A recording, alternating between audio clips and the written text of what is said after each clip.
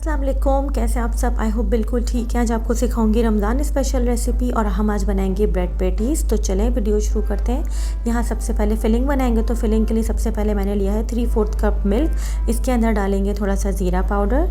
फिर मैं इसके अंदर ऐड करूँगी पिसी हुई काली मिर्च का पाउडर। अब इसके अंदर ऐड करेंगे जिंजर गार्लिक पाउडर। अगर ना हो तो फिर आप पेस्ट भी डाल सकते हैं। मेरे पास इस वक्त पेस्ट नहीं था तो मैंने इसलिए पाउडर डाला है। साथ ही डालेंगे इसके अंदर कुटी हुई लाल मिर्च। अब मैं इसके अंदर ऐड करूँगी, यह है कॉर्नफ्लावर। यहाँ मैंने कॉर्नफ्लावर डाल दिया था। अब हम इसको अच्छे से मिक्स कर लेंगे। तमाम इंग्रेडिएंट क्वांटिटी के साथ डिस्क्रिप्शन बॉक्स में मेंशन होंगे, वहाँ से नोट डाउन कर लीजिएगा। यहाँ पैन लिया है। सबसे पहले इसके अंदर डाला है मैंने 2 टेबलस्पून ऑयल। आप बटर भी डाल सकते हैं। अब इसके अंदर एक दरमियानी कटी हुई बारीक प्याज डालेंगे और मैंने यहाँ पे 2 छोटी वाली हरी मिर्च ली थी जिसको मैंने बारीक काट लिया था। अब इसको जो है हल्का सा सौते करेंगे। ज़्यादा डार्क ब्राउन नहीं करना है, इतनी देर तक इसको फ्राई करना है या सौते करना है कि ये ट्रांसलूसेंट सी हो जाए। यहाँ देख लें प्याज थोड़ी सी ट्रांसलूसेंट सी हो गई थी। अब मैं क्या करूँगी, ये जो मैंने मिल्क का मिक्सचर बना के रखा था ना, इसको अच्छे से मिक्स करेंगे और ये डाल देंगे इसके अंदर। मिक्स इसलिए करना है क्योंकि कॉर्नफ्लावर जो है जाके नीचे बैठ जाता है। अब आप ये डाल के जैसे जैसे मिक्स करेंगे ना, कॉर्नफ्लावर जो है ना, क्योंकि इसमें डला हुआ है तो ये ग्रेवी थिक होना शुरू हो जाएगी। यहाँ पर अपने टेस्ट के अकॉर्डिंग डालेंगे नमक।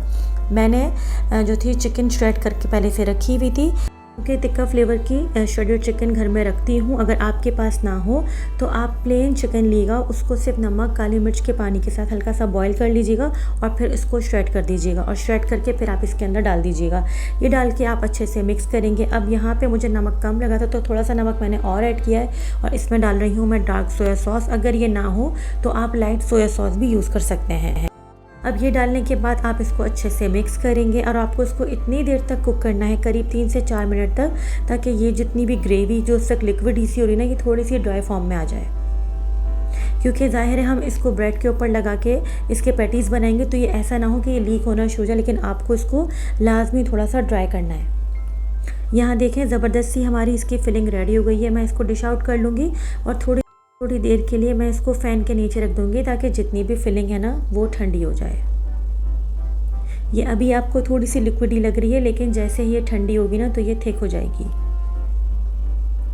अब मैंने ब्रेड स्लाइस लिया था और मैंने इसको कटर से काट लिया था। अगर आपके पास कटर ना हो तो फिर आप ग्लास से भी इसको किसी भी शेप में काट सकते हैं। मैंने क्योंकि सर्कल में बनाया है, सर्कल शेप में काटा है, तो अब मैंने इसके ऊपर अच्छे से फिलिंग लगा के रख दी है और अच्छे से देखिए मैंने फिलिंग लगाई है, कंजूसी नहीं करी। अगर आपको चीज़ पसंद है तो आप बीच में चीज़ स्लाइसेस भी ऐड कर सकते हैं। यहाँ पे एक अंडा लेंगे, उसमें थोड़ा सा नमक डालेंगे, थोड़ा सा मैं डालूंगी इसके अंदर ऑरिगेनो डालने के बाद मैं इसके अंदर डालूंगी थोड़ा सा दूध डालने से क्या होगा, जो एक अंडे की एक मखसूस सी स्मेल होती है जो फ्राई करने के बाद भी नहीं जाती, वो बिल्कुल भी नहीं आएगी। दूध डालने के बाद मैं इसमें थोड़ी सी पिसी हुई काली मिर्च डालूंगी और यहाँ पर ये हमारा अंडे वाला बैटर इसका रेडी हो जाएगा। अब क्या करेंगे, सबसे पहले इसको अंडे में डिप करेंगे अच्छे तरीके से और चारों तरफ से कोट करेंगे और फिर जो ब्रेड क्रम्स हैं उसके अंदर इसको अच्छे से कोट कर लेंगे। सारे ही पेटीज़ इस तरीके से बना लूँगी। आपके लिए एक अच्छी सी टिप है, आप अगर ये वाले बनाना चाह रहे हैं पेटीज़ तो फिर आप क्या करें, एक दिन पहले ब्रेड ला के रख लें ताकि वो बासी हो जाए, क्योंकि जो बासी ब्रेड होती है वो बहुत सारा ऑयल अपने अंदर सोक नहीं करती as compared to fresh bread. तो आप यही करिएगा। ये देखिए मैंने बहुत सारे एक साथ बना लिए थे। अब मैं इसको आराम से जिप लॉक बैग में रख दूँगी और पूरे रमज़ान आराम से आप इसको रख के खा सकते हैं। अब यहाँ पे क्या करेंगे, तेल गरम करेंगे, हाई फ्लेम पर आप इसको फ्राई करेंगे, मीडियम लो टू फ्लेम पर, बिल्कुल भी फ्राई नहीं करना। अगर जो आपने इसको बिल्कुल लो या मीडियम फ्लेम पे इसको फ्राई किया तो फिर ये सारा ऑयल अपने अंदर सोक कर लेंगे, क्योंकि ये ब्रेड है और अंदर तक से ये ऑयली हो जाएंगे। हाई फ्लेम पे फ्राई करने से क्या होगा, ऊपर से बेहतरीन कलर आ जाएगा और अंदर तक से ये ड्राई रहेंगे। यहाँ देख लें मैं इसकी आहिस्ता आहिस्ता करके दोनों साइड्स पलट रही हूँ। जब ये अच्छे से क्रिस्पी हो जाएंगे तब आप इसको आराम से निकाल लेंगे।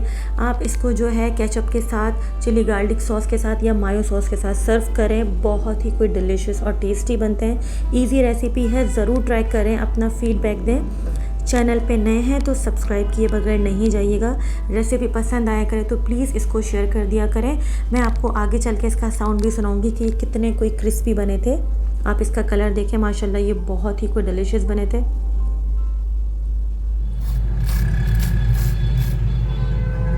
अब अब कर लेते हैं टेस्टिंग। टेस्ट इतना कमाल का था कि जब आप बनाएंगे तो आप ख़ुद मुझे कमेंट करके बोलेंगे कि ये बहुत ही कोई कमाल की रेसिपी थी। रेसिपी ज़रूर ट्राई कीजिएगा, अपना फीडबैक दीजिएगा, मुझे दुआओं में याद रखिएगा। तो फिर अगली एक रेसिपी तक के लिए सबा फुरकान को इजाज़त दीजिए। दुआओं में याद रखिएगा। टेक केयर, अल्लाह हाफ़िज़।